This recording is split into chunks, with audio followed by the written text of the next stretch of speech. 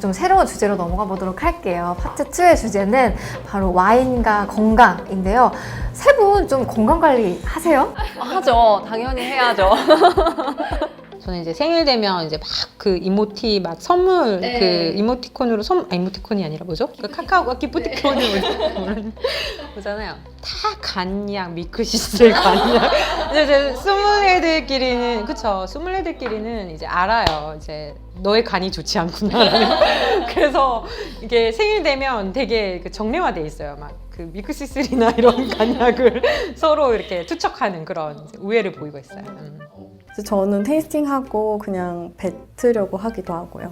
좀 많이 워낙 와인을 만날 일이 많다 보니까 마시지 않으려고 많은 노력을 하는 편입니다.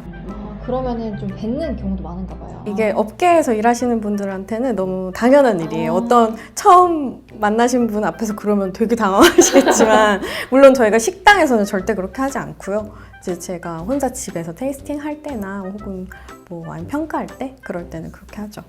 그렇군요. 그 다음에 또 건강과 관련해서 궁금한 게 있는데 조금 세 분은 젊으셔서 괜찮겠지만 막 몇십 년 되신 분들은 좀 약간 간이 안 좋다더라. 막 약간 이런 거 이런 거 혹시 들으신 거 있으신지 궁금해요. 제가 이제 공통적으로 느낀 건데 그 이가 안 좋으세요. 이게 왜냐면 여기 폴리페놀 성분이 굉장히 많이 있는데 이게 테닌이라고 하죠. 그게 이제 뭐 우리가 흔히 아는 콜라나 이런 것처럼 이제 이를 부패시키기도 하거든요. 이제 산성화 시키는 거죠. 이제 노화가 되는 건데 이게 자주 제대로 관리를 못 해주면 이가 굉장히 안 좋아지고 이게 잇몸으로까지 번지고 그래서 사실 이렇게 보고 있으면 육안으로는 좋진 않아요. 그래서 저도 사실 시작하기 전보다는 안 좋아진 것 같거든요. 확실히.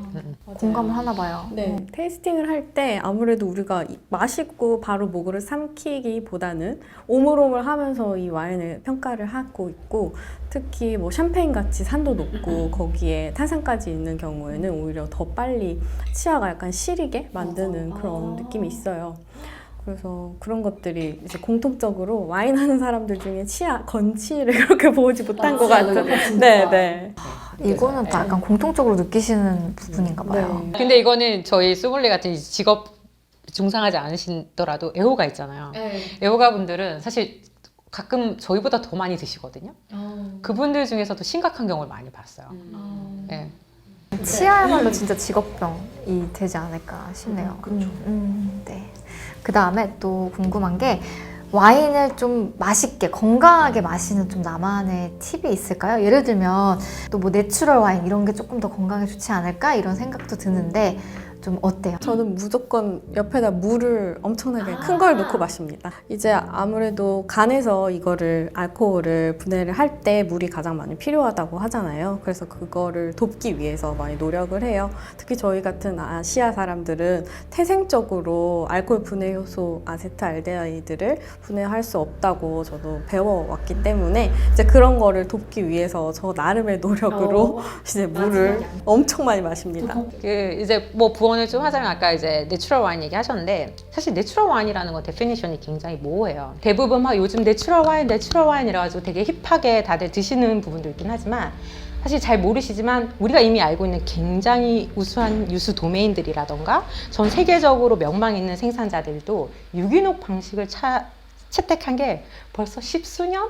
그러니까 모를 뿐이에요. 우리가 이거를 컨벤셔널이다, 유기농이다, 내추럴이다 라고 정의를 하고 먹는 거는 최근에 이제 내추럴이 이제 붐이 되면서 이렇게 된 거지. 유기농 방식으로 이제 되게 이제 케어풀하게 만든 그런 생산자는 과거나 지금이나 늘 있어 왔다는 거. 네. 근데 이제 거기에 대한 관심도나 이런 것들이 점점 커지고 이제 깊어지는. 지금 저희가 잘 알고 있는 진짜 맛있는 생산자들 중에서도 대부분은 유기농을 채택하고 있어요. 이해가 쏙쏙 갔어요. 네. 사실 저희가 이제 오늘 낮에 그 간에 대한 지표를 알 수 있는 검사들을 진행을 했는데 이게 나오기까지 시간이 조금 걸린다고 해서 오늘은 이쯤에서 좀 마무리를 해봐야 될 것 같습니다. 마지막 건배를 하면서 인사를 드려볼까 합니다. 네. 비욘디 구독, 좋아요!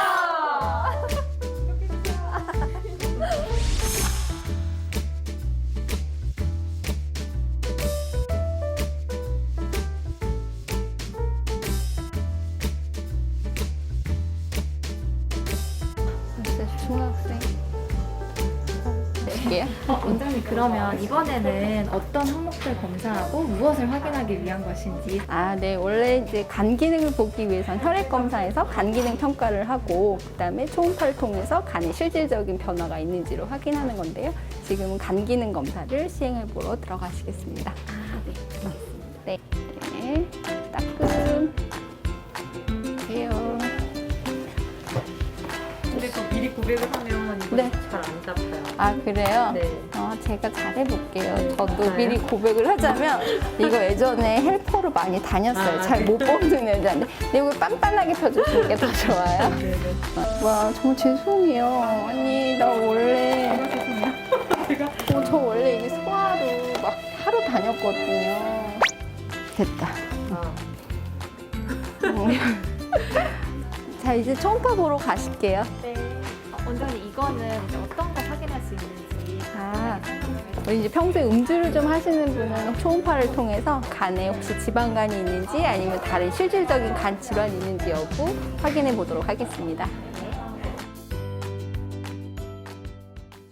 우리 오늘 이제 여기 오신 분들은 이제 평소에 술을 좀 드신다고 제가 생각을 했는데 간 초음파들을 제가 봤잖아요, 어저께. 근데 전혀 간경화도 없고 정상 간들. 아마 다 젊고 날씬하셔서 그런 것 같아요. 지방간은 진단을 그럼 어떻게 하냐면은 간에 지방이 낀 거잖아요. 그래서 딱 어떤 형태가 이상이 있는 게 아니에요. 뭐 지방간 같은 경우는 간의 전반적인 컬러를 보는 거예요. 보통 콩팥을 같이 색깔을 비교를 해서 콩팥보다 많이 밝아져 있으면 지방이 끼면 밝아지거든요. 그래서 전체적으로 톤이 밝으면 이 콩팥보다. 근데 우리 세 분들은 모두 정상적인 모습이 있었어요. 그래서 할 말이 별로 없었어요. 술은 먹어도 되는 것인가? 뭐 이런 잘못된 결론에 도달을 할 수가 있는데 우리 이렇게 얘기하죠. 담배가 더 해롭냐, 술이 더 해롭냐? 이런 거 하지 않으세요? 근데 보통 술이 덜 나쁜 이유는 술에 의한 변화는 어느 정도 아주 심하게 나쁘지 않으면 돌아올 수 있어요. 근데 담배는 실은 이제 거의라기보다 이제 누적 용량으로 따져요. 그래서 우리가 담배를 끊었다고 해도 이제 남아 있어서 우리가 보통 폐암 같은 거 위험률을 볼 땐 과거 현재 중단했더라도 과거에 담배를 피웠던 거는 그냥 그대로 위험 인자로 남아 있어요. 근데 술은 알코올성 지방간 이 단계에서는 살을 빼면 다시 건강한 간으로 돌아갈 수가 있어요. 그래서 이 단계까지는 괜찮은데 이제 요게 더 심해지면 알코올성 간염이다. 우리가 비형 간염이라고도 얘기하죠. 근데 비형 간염도 마찬가지로 건강한 보균 상태로 오래 있어도 간경화까지 가지 않고 잘 유지가 되기도 해요. 근데 간경변증이라고 얘기하면 이게 간경화랑 같은 말인데 이렇게 된 거는 이제 간이 딱딱하게 변했다는 거고 이렇게 되면 다시 말랑말랑하게 가지 않기 때문에 요 단계에서는 비가역적이다. 그러니까 요 단계를 넘어가면 안 되는 거지. 술은 적당한 음주량이 이제 있으면 좋다고 하니까. 근데 그 적당 음주량을 잘 알 수 없어서 보통 하루에 한 잔 정도는 크게 문제가 없다. 소주는 소주잔, 맥주는 맥주잔 이렇게 먹으면 그 하나에 들어있는 이제 거의 비슷해요. 알코올량이라고 하는데 표준잔이라고 하는데 그래서 우리 보통 표준잔은 10g, 12g 이렇게 얘기를 하는데 그 10g에 해당되는 술의 양이 맥주로는 300cc, 와인으로는 100cc, 소주로는 63cc, 그다음에 위스키로는 30cc 이렇게 돼요. 일할 때는 사실 100cc 잘 안 넘거든요. 그래서 그런가. 그러니까 이게 오해인 것 같아요. 저희는 소믈리에면 막 한 잔, 요것도 한 입 마시고, 저것도 한 입 마시고, 그렇게 한 10번 테이스팅을 하면 한 병은 너끈히 드시겠는데? 이렇게 생각을 했는데.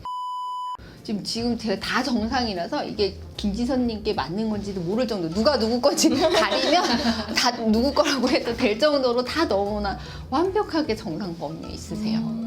매일매일 음주를 하시는 분들이잖아요. 그런 분들이 가끔씩 폭주를 하시는 분들보다는 나쁘다 이런 말을 봤어요. 정답은 적정량을 먹는다면 그 적정량은 표준잔이라고 해서 하루 한 잔을 기준으로 하는데 그렇다면 매일 먹는 게 낫다.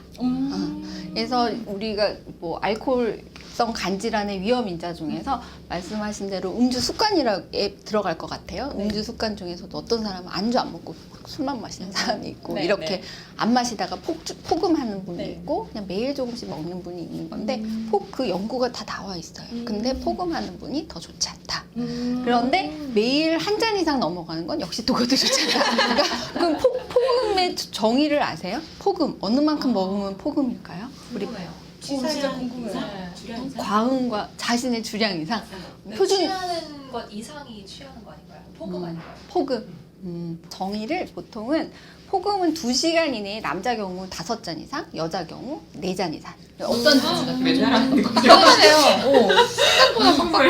근데 저는 이제 궁금한 게 있는데 와인이 막걸리나 뭐 소주 이런 것보다 그래도 간에는 그나마 더 낫다고 하는 이야기가 있는데 네, 저도 이번 기회에 알게 됐는데 그렇더라고요. 그래서 우리 보통 알코올에 의한 간에 나쁜 영향 중에는 술의 종류도 영향을 미치는데 다른 술과 달리 와인이 보통 술은 매일 한 잔씩 마시면 심장이 좋다 뭐 이런 얘기는 들어보셨죠? 술 종류에 상관없이. 근데 그것도 역시 와인에 해당이 되는데 그거에 더해서 와인은 간질환 자체에도 좋다. 한 잔 정도는. 그렇게 된 연구 결과가 있었어요. 그래서 똑같이 맥주 한 잔보다는 와인 한 잔이 간질환 자체에도 조금 더 좋은 결과를 줬다는 연구 결과를 제가 봐서 와인이 더 좋을 수도 있겠다 이런 생각을 했어요. 네, 오늘 제가 소믈리에 분들의 간 건강에 대해서 살펴봤는데요. 그런데 직접 들어보니까 그러니까 입에서만 살짝 맛을 보고 뱉는 거지 하루에 마시는 총 와인 양은 100cc도 안 된다고 아까 말씀을 하셨어요. 그래서 이분들이 모두 간이 건강하고 간 수치도 아주 좋아서 좋기는 한데 혹시 이래서 술을 마셔도 된다라고는 성급하게 일반화하지는 않으셨으면 좋겠습니다. 왜냐하면 저분들은 모두 젊으신 분들이고 또 굉장히 이제 마르셨더라고요. 그래서 날씬하신 분들이고 또 그 음주량도 많지 않으신 분들이라서 내가 저분들이 술을 많이 드시는데도 와인이 좋기 때문에 건강했다 이런 거는 아니었으니까 그걸 꼭 잊지 마시고 기억해 주시기 바랍니다. 감사합니다.